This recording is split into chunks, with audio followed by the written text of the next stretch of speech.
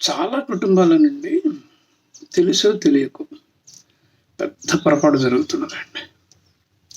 అంటే కులాలకి, మతాలకి కూడాను అతీతంగా జరుగుతున్న ఒక పొరపాటు అనమాట.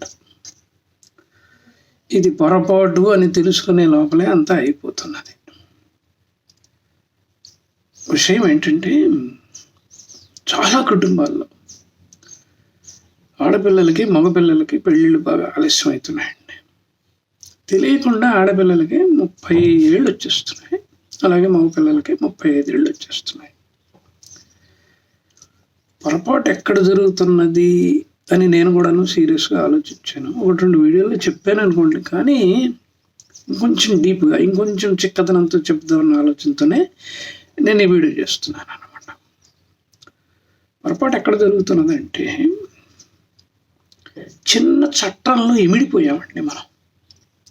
40 ఏళ్ళు, 45 ఏళ్ళు వచ్చేంత వరకు ఇమిడిపోయాం అంతే. అంటే ఆ చట్టం యొక్క పరిధిని మనం విస్తరింపు చేసుకోలేదు. ఆ చట్టం ఏంటంటే, ఇల్లు ఆఫీసు, ఇల్లు ఆఫీసు. ఎప్పుడన్నా గుడికి వెళ్ళటం, లేకపోతే ఎప్పుడన్నా ఏదన్నా బంధువులు పిలిస్తే ఫంక్షన్స్కి వెళ్ళటం, హడావిడిగా మళ్ళీ వెనక్కి వచ్చేయటం తప్ప మనం పెద్దగా ఏమీ చేయట్లేదు. అంటే సమాజంతో మమేకం కావలసిన స్థాయిలో నిజాయితీగా మనం మమేకం కావట్లేదండి.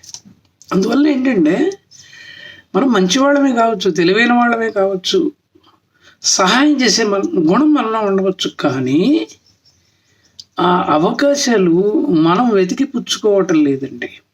వెతికి పుచ్చుకోవట్లేదంటే, అలాంటి వాళ్ళని అడిగితే మనకి ఇబ్బంది ఉండదు, స్వతంత్రంగా అడగచ్చు అన్న భావన సమాజంలో కొన్ని కుటుంబాల్లో మనం కలిగించలేకపోయాం.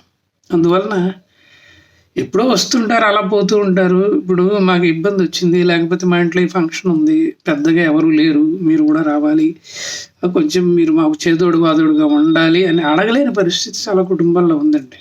ముఖ్యంగా చిన్న కుటుంబాలు ఏర్పడిన నేపథ్యంలో ప్రతివాడు పరుగునందుకున్నాడు కదా. కాబట్టి ఎవరిని స్వతంత్రించి అడుగుతాం చెప్పండి. వాళ్ళు అడిగినా కూడాను మనం వెళ్ళలేదనుకోండి, రెండోసారి అడగరు. అని నేనేం చెప్తున్నానంటే, ఇల్లు ఆఫీసు అన్న ఒక చిన్న చట్టంలో ఉన్నందువల్ల సమాజంతో మనం సంబంధాన్ని పోగొట్టుకున్నాం. చిన్నప్పుడు పిల్లలు అంటే టీనేజ్ కంటే ముందు మన మాట వింటారండి. మనం ఎలా చెబితే అలా వింటారు. ఎందుకంటే మనం చెప్పటంలో ఉంటుంది, చేయటంలో ఉంటుంది, తీసుకెళ్ళటంలో ఉంటుంది. 12 ఏళ్ళు నుండి 13వ ఏట వచ్చిందనుకోండి, అంటే టీనేజ్లో ఎంటర్ అయిపోతున్నట్టు. అప్పుడు వాళ్ళకి కూడాను, పిల్లలకి ఒక విధమైన ఇదమిద్దమైన భావాలు ఏర్పడిపోతాయి. అప్పుడు మొక్కై వంగనది మానై వంగున అన్న ఒక సామెత ఉంది కదా. ఆ చందాన పిల్లలు అక్కడికి రావాలి, మీరు ఇక్కడికి రావాలి, ఈ ఫంక్షన్స్కి రావాలి, రాకపోతే ఎలాగా అని చెప్తే వాళ్ళు వినారండి. మొదటి నుంచి, చిన్నప్పటి నుంచి కనుక తీసుకెళ్తే ఏమవుతుందంటే, మనమంటే ఏమిటో, మన కుటుంబం అంటే ఏమిటో, మన పిల్లలంటే ఏమిటో, మన వ్యక్తిత్వం అంటే ఏమిటో, మన సహృదయత అంటే ఏమిటో ఇతరులకు తెలుస్తుంది. దానికోసం మనం వెళుతూ ఉండాలి, మన పిల్లల్ని కూడా తీసుకెళ్తూ ఉండాలి. ఎందుకంటే మన పిల్లల్ని తీసుకెళ్తేనే కదా బయట కుటుంబాలకి మనం అంటే ఏమిటో తెలిసేది, మన పిల్లలు అంటే ఏమిటో తెలిసేది. అలా చేయటం లేదండి. చదువు మహమ్మారిలో పడి పిల్లల్ని చదవండి అని ఎక్కడికి పోనేకుండా అలాగే పెట్టేస్తున్నాం. అంటే బయట ప్రపంచంతో వాళ్ళకి సంబంధాన్ని ఒక విధంగా చెప్పాలంటే తెలుసు తెలియకో అవివేకంతో నేను అనకూడదు కదా, సంబంధం తెంచేస్తున్నాం.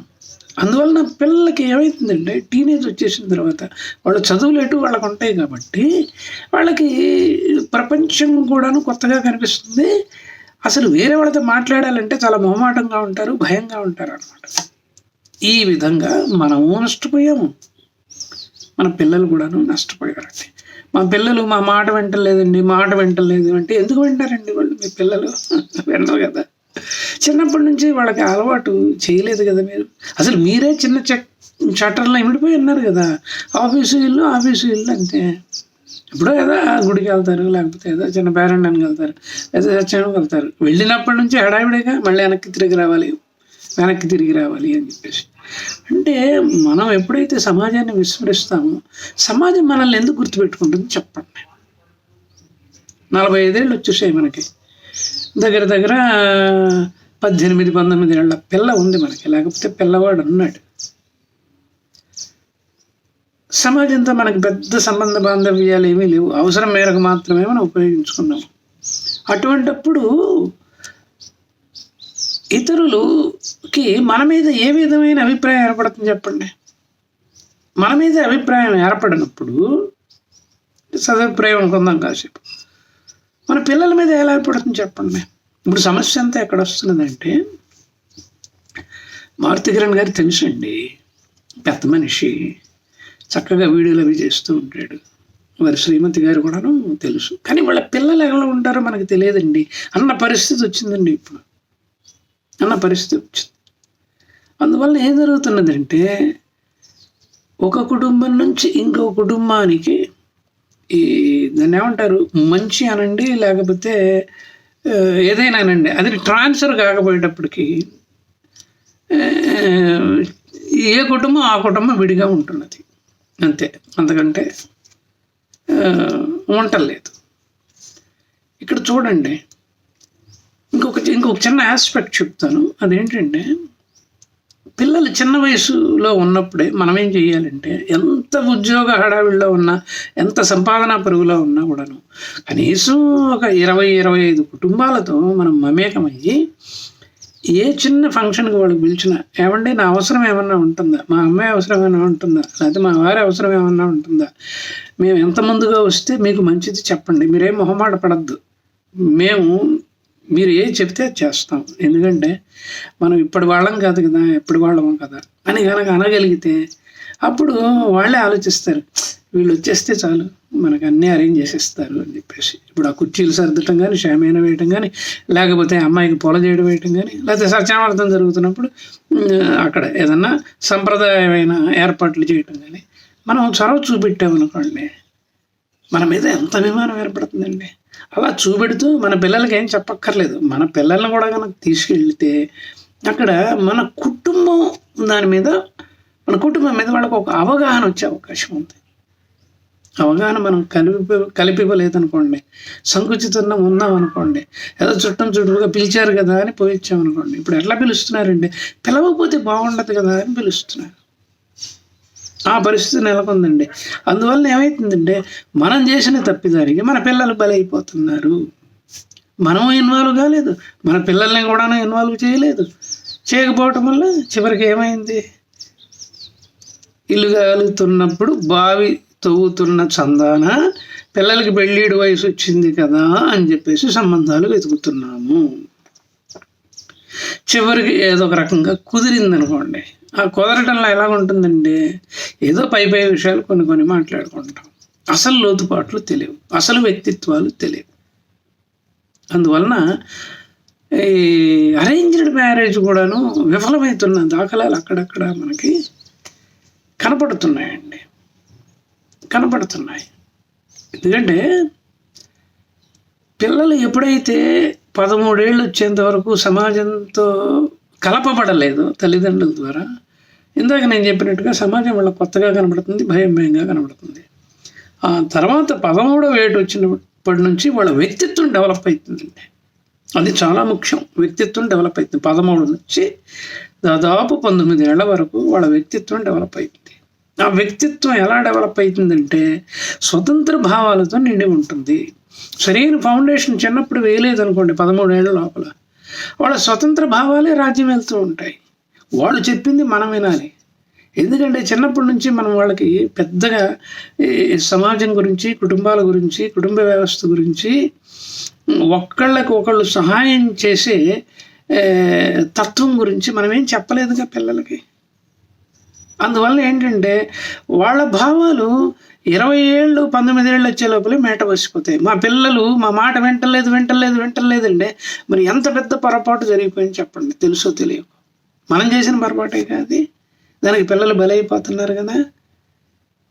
మనం పొరపాటు చేసామని కూడాను చాలా కుటుంబాల్లో చాలామంది తల్లిదండ్రులకు తెలియదండి.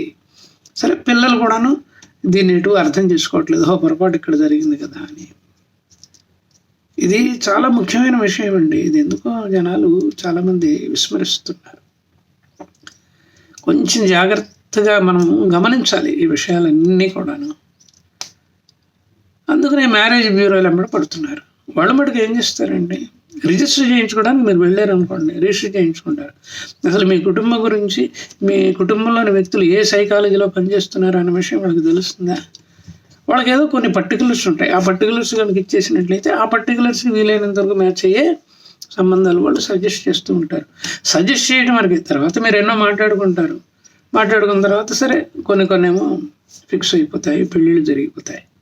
కానీ అసలైన విషయాలు బయటపడేటప్పటికి ఏమవుతుందంటే, ఈ పిల్లల్లో మేట వేసిన భావాలు ఉంటాయి కదా, అట్లాగే మగ పిల్లవాళ్ళు కూడా ఉంటాయి కదా, అప్పుడు అవి క్లాష్కి నోచుకుంటున్నాయి. ఆ క్లాషెస్ వల్ల ఏంటంటే ఎక్కువ మ్యారేజ్లు నిలబట్టలేదు. అంతేనండి. మన గురించి చెప్పే వాతావరణం ఎక్కడా కూడాను సమాజంలో కనబట్టలేదు. నేను ఇందాక చెప్పినట్టుగా చిన్న వయసు నుంచే పిల్లల్ని కొన్ని కుటుంబాలతో, సమాజంతో మమేకం చేసి సేవాభావాన్ని కనుక వాళ్ళని నింపినట్లయితే వాళ్ళ చలాకితనం గుర్తింపబడుతుందండి. అలా గుర్తింపబడినప్పుడు ఏమనుకుంటారంటే, ఇటువంటి అమ్మాయి మన కోళ్ళగా వస్తే బాగుంటుంది కదా అని అనుకుంటారండి. ఇటువంటి అబ్బాయి మనకి అల్లుడిగా వస్తే బాగుంటుంది కదా అని వాళ్ళు అనుకుంటారు. ఆ అనుకునే వాతావరణానికి మొదటి నుంచి కూడాను మనము ప్రయత్నం చేయాలి తల్లిదండ్రులుగా. ఏదో ఆఫీస్కి వెళ్ళామో 40,000 30,000 వస్తున్నది, ఏదో ఈరోజు గడిచిపోయింది, మనకి ఇష్టం వచ్చింది చేసుకున్నాము, తిన్నాము, పడుకున్నాము, మళ్ళీ పొద్దున్నే ఆఫీస్కి బయలుదేరాము అని అనుకుంటే కుదరదండి. ఇప్పుడు ఎట్లా ఉందంటే కుటుంబాల్లో సత్యానవతానికి పిలిచినా, మ్యారేజ్కి పిలిచినా, లేకపోతే వేరే ఫంక్షన్కి పిలిచినా అదొక తంతుగా ఉంది, కాలక్షేపంగా ఉంది. ఇంట్లో బోరు కొడుతుంది కదా, పోనీ వాళ్ళు పిలిచారు వెళ్ళొద్దాము, వెళ్ళొచ్చిన తర్వాత అక్కడ 2 గంటలు 3 గంటలు ఉందాము, శుభ్రంగా భోజనం చేద్దాము, వద్దాము, పడుకుందాము. అంతే తప్ప వాళ్ళు పిలిచినప్పుడు మన ఇంటికి వచ్చి, ఏమండి మీరు ఇంత కార్యక్రమం చేస్తున్నారు, మొహమాట పడవద్దు, నేను మా పిల్లలు వస్తాము, మీకు ఏం కావాలో చెప్పండి, అన్నీ మేము కూడాను దగ్గరుండి మీకు చేదోడు వాదుడుగా ఉంటాం, మీరేం మొహమాట పడక్కర్లా, మీరేం చెబితే అది చేస్తాం అని కనుక ఒక 20 కుటుంబాలతో అని వాళ్ళ ప్రతి అవసరంలోనూ కూడాను మేమున్నామంటూ మీరు ముందుకు వెళ్ళారనుకోండి, అప్పుడు టోటల్గా మీ కుటుంబం గురించి వాళ్ళకి తెలుస్తుందా లేదా? తెలిసినప్పుడు కాలు మీద కాలేసి కూర్చుంటే మీ అమ్మాయిని వాళ్ళు తీసుకెళ్ళిపోతారండి కదా. మన మంచితనం పంచకుండా, సమాజంతో మమేకం కావకుండా, మనమంటే ఏమిటన్న ఒక ప్రశ్నార్థకమైన ఒక గుర్తుని సమాజంలో వదిలేసిన తర్వాత మనకు మేలు జరుగుతుందని ఎలా అనుకుంటామంటే, మనం ఎలా అనుకుంటాం చెప్పండి? మేలు జరగదు కదా మనకి. కాబట్టి జరిగింది ఏదో జరిగిపోయింది. మరి ఇప్పటి నుంచి ఏం చెయ్యాలి అంటే, కొంత త్యాగం చేయాలండి, కొంత త్యాగం చేయాలి. సమయాన్ని త్యాగం చేయాలి, శక్తిని త్యాగం చేయాలి, మీ నిజాయితీని కూడా త్యాగం చేయాలండి. అలా త్యాగం చేస్తే ఏమవుతుందంటే, మనకి నచ్చిన వాళ్ళు మనకు దొరుకుతారు. ఎందుకంటే మనకు నచ్చిన వాళ్ళే మనతో పాటు ఉంటారు కదండి. అసలు మనం అంటే ఏమిటో ఎవరికి తెలియనప్పుడు మనం ఎంత మంచి వాళ్ళమైనా కూడాను వాళ్ళు మన దగ్గరికి ఎందుకు వస్తారండి? రారు కదా. సో ఇదండి ఈ వీడియోలోని సంగతి. విన్నందుకు కృతజ్ఞతలు. ఒక ఆవేదనతో నేను చెప్పాను అంతే, అంతకంటే ఏమీ లేదు. ఈ వీడియో కనుక నచ్చితే మీరు నా ఛానల్కి సబ్స్క్రైబ్ చేయండి, అలాగే చాలామందికి షేర్ చేయండి, బెల్ ఐకాన్ ఉంటుంది దాన్ని ఏదో నొక్కండి, కామెంట్ బాక్స్లో మంచి మెసేజ్ మటుకు పెట్టండి. ఇంకొకటి ఏంటంటే, నాతో మాట్లాడాలి అని అనుకుంటే హాయిగా మాట్లాడండి. ఎందుకంటే ఈ మ్యారేజ్ వ్యవస్థలో ఉన్న లోపాల మీద నేను దగ్గర 27-28 వీడియోలు చేశాను.